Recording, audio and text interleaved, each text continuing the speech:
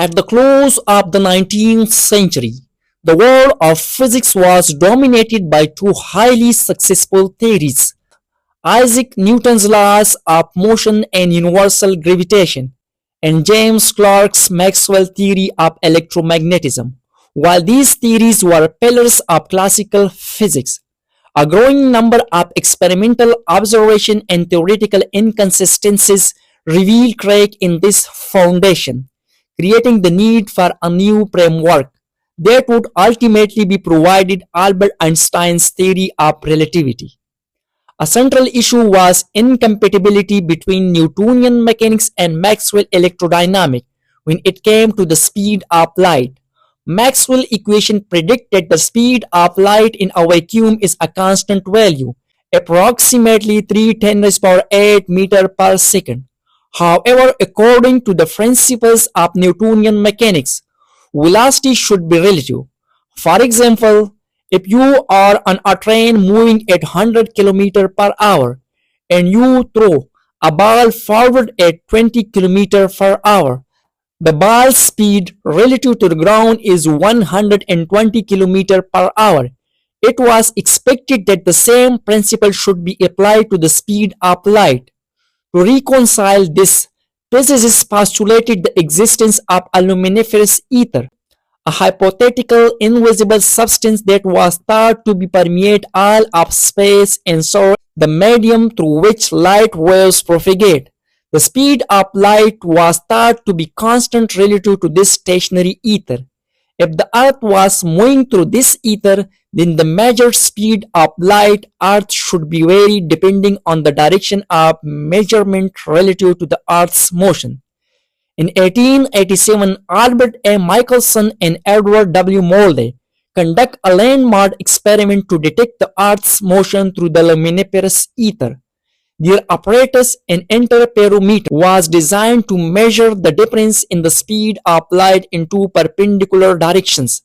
The expectation was that the light beam traveling in the direction of Earth's motion through the ether would be slower than the beam traveling perpendicular to it, and this would create a telltale shift in the interference pattern of light waves when they were recombined. To the astonishment of the scientific community, the experiment yielded a null result. No fringe shift was observed. This suggested that the speed of light is constant, regardless of the motion of the observer. The Michaels-Morley experiment was repeated with increasing precision, but the result was always the same.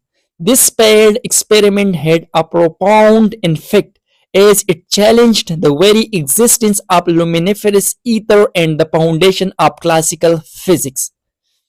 To resolve this issue on the electrodynamics of moving body, Albert Einstein proposed a revolutionary solution in 1905. He pointed out an asymmetry in the classical understanding of electrodynamics. For instance, when a magnet and a conductor are in relative motion, the observed electric current is the same regardless of which one is considered to be moving.